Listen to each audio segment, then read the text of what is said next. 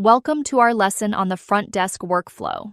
We recognize that many of those who are taking our course may be new to this role, so rather than diving headfirst into the weeds of in-depth discussions for each topic, the goal with this lesson is to provide you with a high-level overview of what you can expect in the day-to-day workflow of your new position.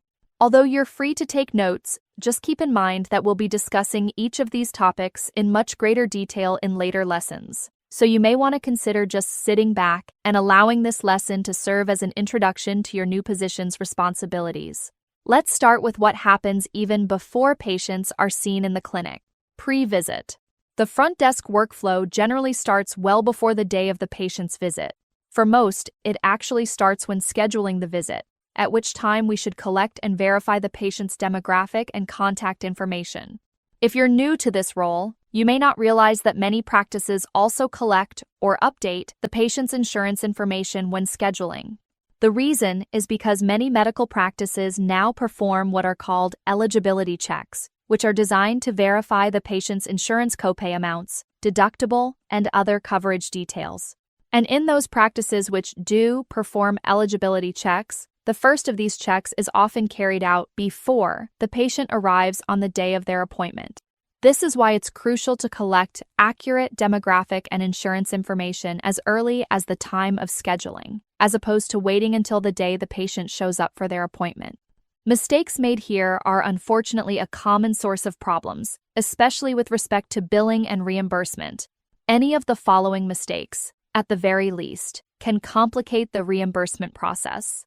But at the very worst, some mistakes, like not realizing that a patient's insurance requires a PCP referral, can actually result in your practice not getting paid at all. Again, we're going to go into greater detail about these later in the course, but just make a mental note to pay close attention when we later discuss best practices for collecting or updating patient demographics and insurance details. Another consideration when scheduling established patients is to check for any past due balances. Some practices have policies regarding unpaid balances, such as requiring patients to make a payment arrangement before booking an appointment. So be sure to check with your practice manager about any such policies so you'll know how to handle those situations in which a patient who has a past due balance is requesting to make an appointment. Arrival. Even though you may have collected some basic information at the time of scheduling, patients generally need to complete or finalize their registration once they show up for their appointment.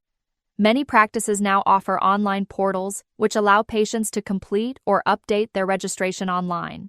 However, there are still some patients who just don't yet feel comfortable completing their registration entirely online. So even though online portals are in widespread use, it's honestly still pretty rare for patients to arrive on the day of their appointment with all of their registration information completely uploaded or updated. Even patients who were just seen within the past few weeks can have changes in their insurance. So many practices have a policy of checking and or updating insurance coverage information at every visit, no matter how recently the patient was last seen. It's also worth noting that even though much of the registration process has been digitized, many practices still like to keep a physical copy or clear photo of the patient's insurance card and/or driver's license. The reason is because sometimes there are details found in the physical copy of these cards which aren't seen within their electronic counterparts. And as mentioned a moment ago, if you've already collected the patient's insurance information at the time of scheduling, it's very likely that some sort of preliminary benefits check has already been performed by the time any given patient arrives for their appointment. Assuming that's the case, once the patient has arrived, you'll want to confirm whether any additional requirements were discovered during their initial eligibility and benefits check. If so, then you'll need to confirm whether those requirements have been addressed. For example, if the patient's insurance requires a referral by their PCP, you'd need to double-check that their referral has already been received and is in order. With respect to collecting payments, like copays, this depends on your practice. In the past, copays were often collected at the end of patients' visits, rather than at the beginning. But many practices now collect copays at the time of check-in. So with respect to payments being collected before the patient is seen, you'll need to check with your management team to learn about your practice's protocol.